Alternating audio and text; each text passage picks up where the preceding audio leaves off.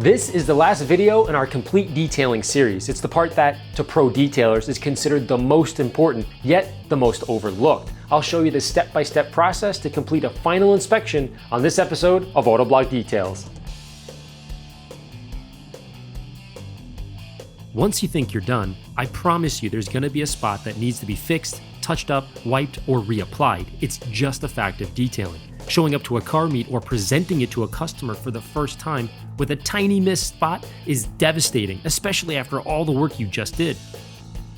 As a professional detailer, spending hours and even days on a car, to have the reveal ruined by an easily fixed smudge or drip is soul-crushing and embarrassing because it's just a lazy mistake.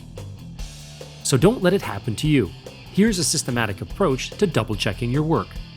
First, turn off all the overhead lights and use a light pen or light stand as your only source of illumination. Any missed waxed or non-dressed trim will pop out like a sore thumb. Unlike looking at deep scratches or for color matching where the light is directly parallel with your eye line, looking for mistakes or smudges works best using an angle of 100 to 120 degrees, which is the angle between me, the paint, and the light stand. Or if you don't have a light stand, simply extend your arm outwards and lean your head towards the paint until the angle is achieved. Changing your physical position from high to low also helps. That's why having a jack system like this one here can be helpful for pro detailers. As the car goes up, you can stay low and see the spots you've missed on the lower part of the car without lying on your back. Removing a smudge doesn't sound very difficult because it's not, but all too often the detailer uses the closest towel to his hand and not the cleanest towel for the swipe, and then, boom, all the work you've done just went out the window. You've put a scratch in your flawless paint because you've mentally checked out. It happens all the time. So be sure to use a clean, final wipe towel along with a spray wax lubricant to prevent an easily avoidable mistake.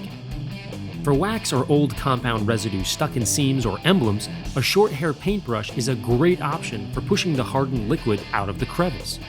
First, saturate or lubricate the emblem and gently poke the edges.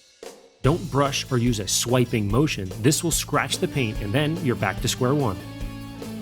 Likewise, compressed air can be your best friend here. Once the residue is loosened, drape a microfiber towel over the emblem and use the compressed air to flush out the gunk. The towel will be there to catch the debris and prevent it from hitting the paint. Finally, get in the car as if you were driving away. Open the driver's side door, close the door, look in the mirror, pull the shifter all the way down. Did it reveal any leftover dirt you missed? Does the gauge cluster have smudges or the vents have any dust? Does the seatbelt have a spot you missed as you're pulling it out and buckling it?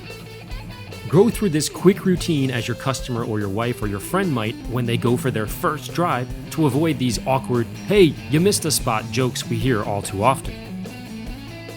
If you're presenting or showing a car, then a quick touch-up is always performed upon arrival at the show. Fresh tire shine, light dusting, and so on.